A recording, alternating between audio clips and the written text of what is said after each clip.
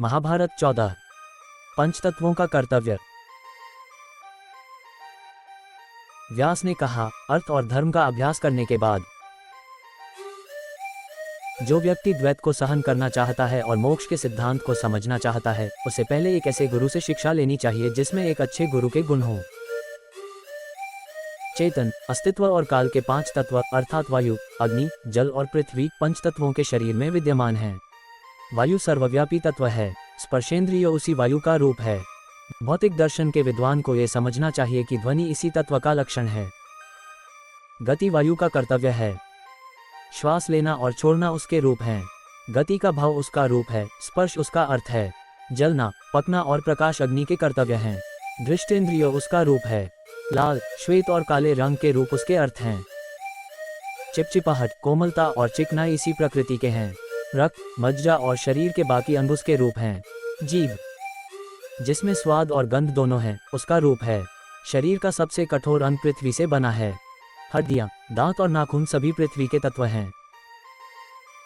दाढ़ी, मूंछ, शरीर के बाल, खोपड़ी, स्नायु और त्वचा सभी पृथ्वी के रूप हैं। घ्राणेंद्रिय, जिसे नासिका कहते हैं, गंध है और उसका उद्देश्य गंध है।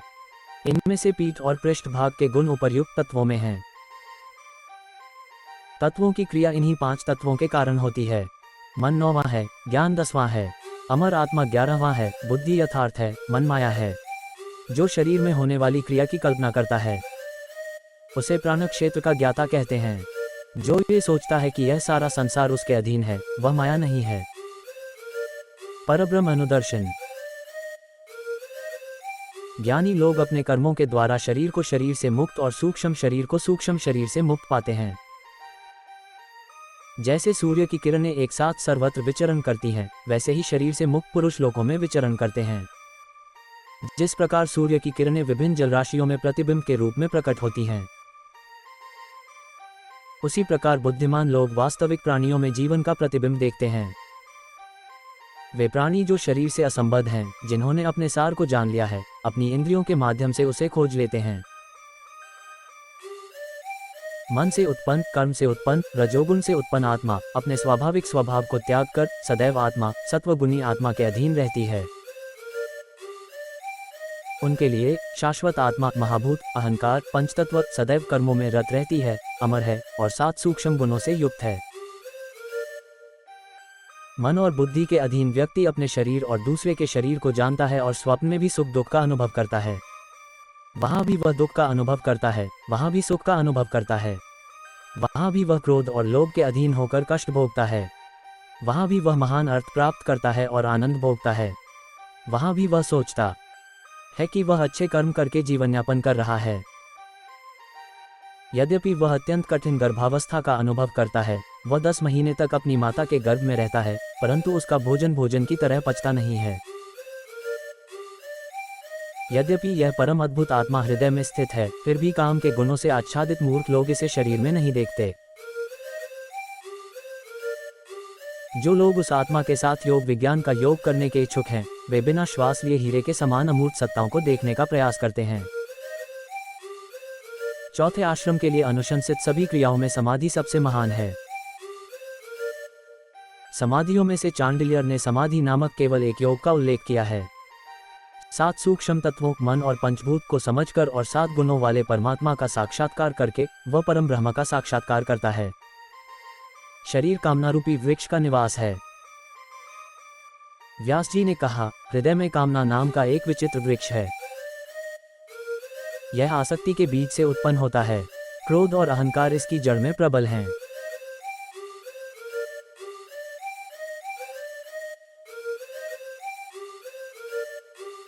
ऐसा करने की इच्छा ही इसे सींचने वाला पात्र है, अज्ञान ही इसका पात्र है और उदासीनता इसमें डाला गया जल है। ईर्ष्या इसका अंकुर है, पूर्ण पाप इसकी अग्नि है, दुख इसकी शाखा है, आसक्ति और चिंता इसके श्वेत पुष्प हैं। भय इसका अंकुर है और कामनाओं की लताएं इसे आकृष्ट करती हैं।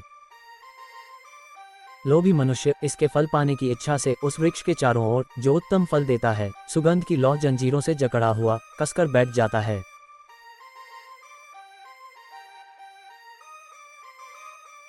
उन जंजीरों को अपनी मुट्ठी में लेकर जो उस वृक्ष को काटता है, उसे 30 मृत्युओं के 2 दुख भोगने पड़ते हैं। किंतु जो कृतज्ञता के बिना उस पर बैठता है वह उसे मार डालता है, जैसे कोई विषग्रंथियों से पीड़ित रोगी को मार डालता है। योग के समर्पण से, समता के तीक्ष्ण छुरी से ज्ञानी पुरुष उस वृक्ष की जड़ों को काट डालता है। इस प्रकार जो काम विनाश की विधि को समझ लेता है, जो ये समझ लेता है कि काम विज्ञान दासत्व है, वह सभी दुखों पर विजय प्राप्त कर लेता है। ज्ञानी कहते हैं कि शरीर एक महल है और बुद्धि उसकी रानी है। पितामह के शरीर में मन उस रानी का मंत्री है, जो इच्छाओं की पूर्ति के बारे में सोचता और महसूस करता है। इंद्रियां इस महल की निवासी हैं, वे उस मंत्री का कार्य करती हैं। दो दोष हैं, तम और रज, महल के रक्षकों के साथ साथ इंद्रियां महल के स्वामी के लिए भी कार्य करती हैं। वे दोनों दोष चालाकी से उसका उपयोग करते हैं, उसकी शरण लेते हैं और वहीं निवास करते हैं। बुद्धि ने मन के साथ समानता प्राप्त कर ली है और कोई भी उस पर प्रभाव नहीं डालता। इंद्रियां, नगर की नागरिक, भी मन से जुड़ी हुई हैं। वे चंचल हैं। बुद्धि यह निर्णय करती है कि वे जो अर्थ देते हैं वह सही है, परिणाम अर्थहीन है। बुद्धि जो भी है, मन उसकी शरण लेता है। बुद्धि से अलग हुआ मन केवल मन ही है। इसलिए विमुख मन आसक्ति के आगे समर्पण कर देता है। मन आसक्ति को अनुकूल बनाता है और इंद्रियों तथा विषयों को आसक्ति के अधीन कर देता है। पंचतत्वों, मन और बुद्धि के लक्षण। भीष्म ने कहा, पिताश्री, मैं आपको देवताओं के मुख से निकली आत्माओं की कथा पुनः सुनाता हूँ, इसे प्रेमपूर्वक सुनिए। मैं आपको पुनः वही सुनाता हूँ जो प्रज्वलित अग्नि के समान तेजस्वी वेदव्यास ने अपने पुत्र से कहा था। पृथ्वी के लिए स्थिरता, भार, कठोरता, बीज अंकुरण शक्ति, सुगंध, विशालता, बल, सह अस्तित्व, स्थापना, धारण करने की शक्ति, ये गुण हैं। अग्नि के लिए शीतलता, स्वाद, गीला करने की शक्ति, जल, चिकनाई, कोमलता, पृथ्वी से आने वाली चीजों का बहना और पकना, ये गुण हैं। अग्नि के लिए अनिवार्यता, जलना, दाह, पकना। चमक, दुख, माधुर्य, हल्कापन, तीक्ष्णता, निरंतर बढ़ना, ये गुण हैं। वायु के लिए अनियमित स्पर्श, योनि स्थिति, स्वतंत्रता, शक्ति, गति, मल निष्कासन, निष्कासन की क्रिया, शक्ति, जीवन, उत्पादन, ये गुण हैं। आकाश के लिए ध्वनि, विस्तार, छिद्र, किसी भी चीज का सहारा न लेना, किसी चीज का सहारा न लेना, न होना, न होना, न बदलना, किसी बाधा से बाधित न होना, श्रवण का कारण होना, परिवर्तनों का स्वभाव, ये गुण हैं। इस प्रकार मैंने तुम्हें 5 तत्वों के 50 गुण बताए हैं। अब मन के लिए साहस, आज्ञाकारिता, स्मृति, मोह, कल्पना, धैर्य, सदिच्छा, कुबुद्धि और अमरता, ये 9 गुण हैं। बुद्धि के संबंध में सुख दुख की प्रवृत्तियों का नाश, दृढ़ निश्चय, शांति, संशय और ज्ञान, ये भी गुण हैं। युधिष्ठिर ने कहा, पिताजी, बुद्धि में केवल 5 गुण कैसे हैं? 5 इंद्रियां गुण कैसे बन जाती हैं? मुझे ये सब सूक्ष्म ज्ञान बताए। भीष्म ने पहले कहा था, बुद्धि के गुण बताए गए 5 तत्व हैं। बुद्धि के 5 गुण, 5 तत्वों के गुण, जिनमें 50 या 60 गुण होते हैं। ये सभी गुण प्रत्यक्ष बोध से संबंधित हैं। लेकिन चूंकि ये निरंतर परिवर्तनशील हैं, इसलिए दार्शनिक ये नहीं कहते कि ये शाश्वत हैं। हे पुत्र, दूसरे जो कुछ भी कहते हैं वह सत्य नहीं है, वह भ्रम है। इसलिए वास्तविक सिद्धांत को समझो, मन को शांत रखो। व्यास ने शुक्र को त्याग का पूर्ण उपदेश दिया। युधिष्ठिर बोले, पिताजी, व्यासपुत्र शुक पूर्व काल में तपस्वी कैसे हुए? मैं ये सुनना चाहता हूँ। हमें इस विषय में बहुत रुचि है। हे कौरवों, मुझे इन तत्वों के ज्ञान, अव्यक्त और व्यक्त के स्वरूप तथा अजन्मा ईश्वर के कार्य के विषय में बताए। भीष्म बोले, हे राजन, जब व्यास जी ने आपके पुत्र शुक को, जो स्वभावतः धर्मपरायण और निर्भय थे, देखा तो उन्हें अध्ययन करने का आदेश दिया और इस प्रकार शिक्षा दी। पुत्र, धर्म का पालन करो, अत्यधिक शीत और ताप पर विजय प्राप्त करो। भूख, प्यास और प्राण, ये तुम्हारी जीवित इंद्रियां हैं। सत्य, न्याय, क्रोध का अभाव, ईर्ष्या का अभाव, संयम, तप, अहिंसा और दया का नियम पूर्वक पालन करो। सत्य का पालन करो, सभी दुष्कर्मों का त्याग करो और धर्म में लगो। देवताओं और अतिथियों की सेवा करके विश्राम पूर्वक जीवन तीर्थयात्रा करो। यदि जीवन झागदार शरीर में पक्षी के समान है और प्रियजन का निवास भी शाश्वत है, तो हे पुत्र, क्या तुम सोते नहीं हो? ये कैसे? यदि शत्रु निरंतर इकट्ठे होकर तुम्हारा छेद खोज रहे हैं, तो क्या तुम इसके बारे में नहीं जानते? जब दिन गिने जाते हैं, जीवन घटता है, जीवन लिखा जा रहा है, तो क्या तुम उठकर भागते नहीं हो? ऐसा क्यों है? पूर्ण नास्तिक इस संसार के भोगों में लिप्त होकर अपना मांस मज्जा बढ़ाते हैं।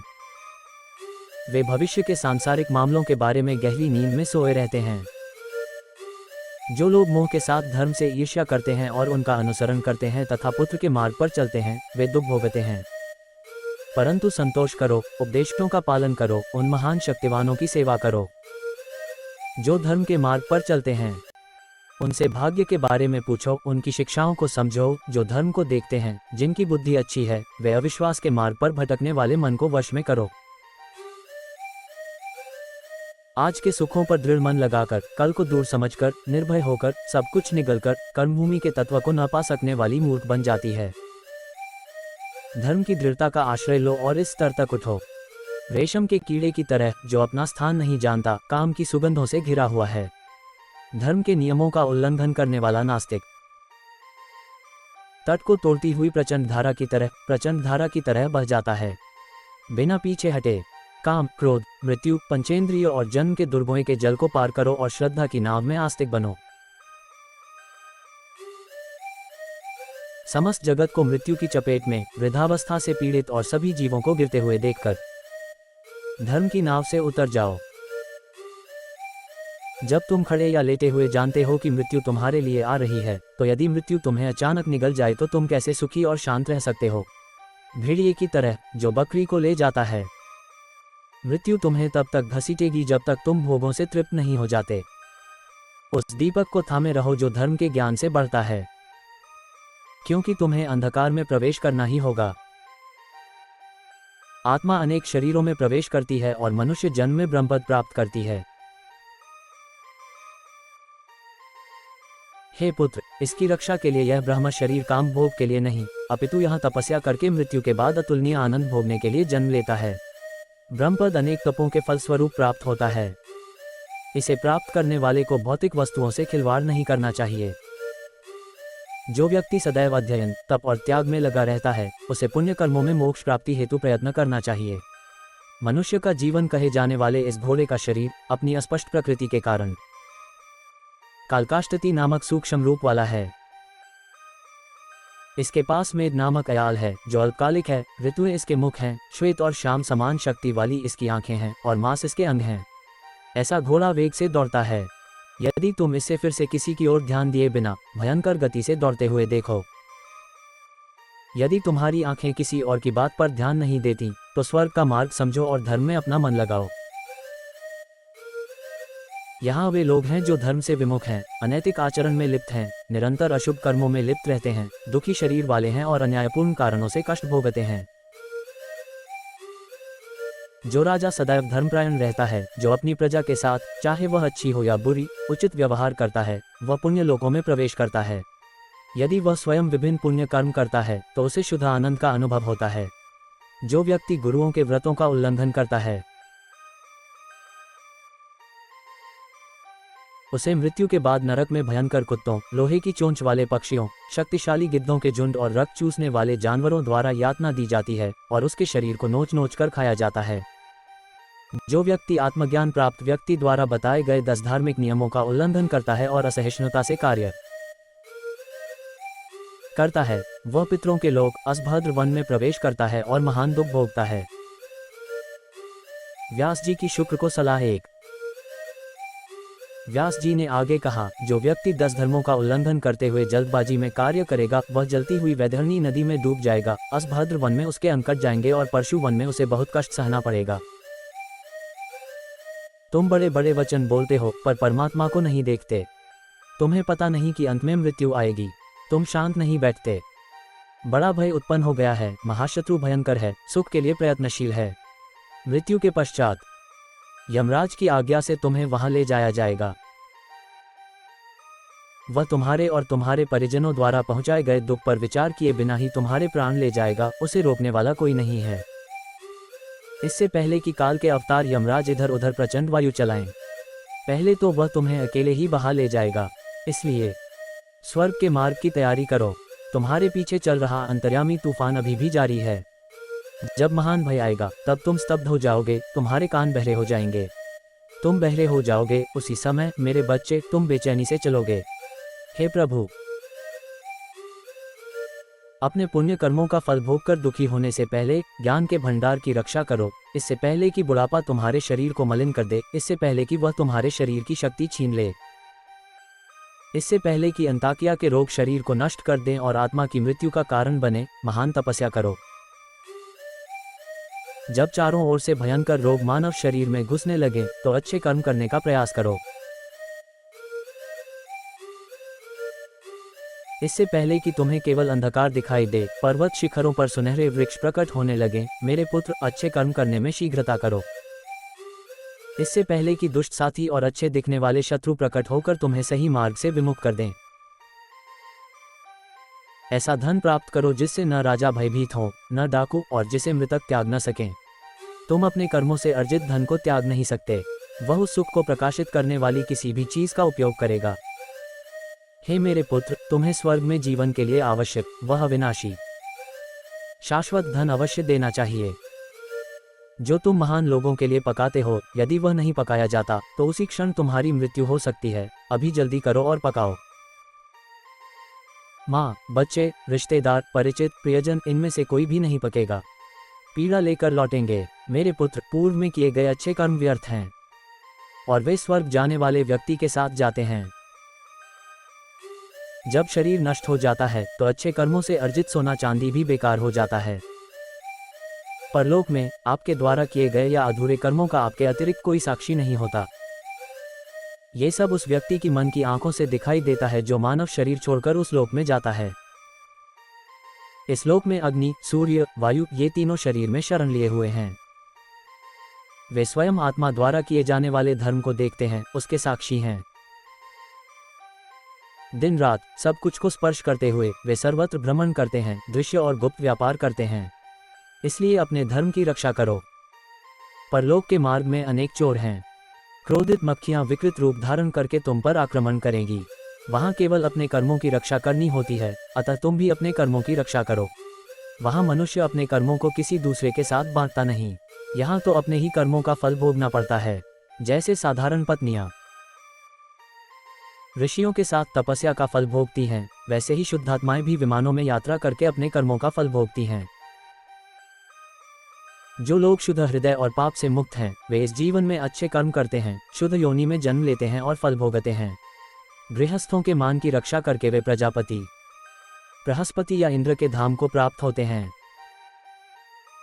मैंने तुम्हारे लिए सहस्त्र बार और उससे भी अधिक बार यह कहा है, वह धर्म जो सबको पवित्र करता है, आत्मा को ज्ञान और भक्ति से परिपूर्ण करता है और उसे शुद्ध संसार की आसक्ति से मुक्त करता है। तुम 24 वर्ष की हो और तुम्हारा 25वां वर्ष पूरा हो गया है। आयु बीत रही है। तुम में से जो लोग सतर्कता खो चुके हैं, इंद्रियों की वासनाएं तुम्हें पकड़ने के लिए एकत्रित हो रही हैं, इसलिए धर्म करने में जल्दबाजी मत करो। फिर तुम स्वयं पीछे लौटोगे, स्वयं आगे बढ़ोगे। फिर हे मेरे लोगों, तुम अकेले जाने से क्या लाभ? भय के बीच अकेले जाने वाले को केवल धर्म सिद्धि प्राप्त करने से ही लाभ होता है, क्योंकि अंत से पहले वह अपने सभी संबंधियों को ले जाएगा, उसे रोकने वाला कोई नहीं है। उत्तम धर्म सिद्धि प्राप्त करो। कुमार, मैंने तुम्हें ये दार्शनिक ज्ञान अपने अनुभव और ज्ञान से बताया है, तदनुसार इसका अभ्यास करो। जो अपने कर्मों से या किसी अन्य को देकर ऐसे गुणों को प्राप्त करता है जो बुद्धि के लिए भ्रम उत्पन्न नहीं करते, मैंने ये ज्ञान उसे बताया है जिसने वैदिक ज्ञान प्राप्त कर लिया है और पुण्य कर्म करता है। केवल कृतज्ञ ही इस उपदेश में सफल होते हैं। महाभारत 15 आगे।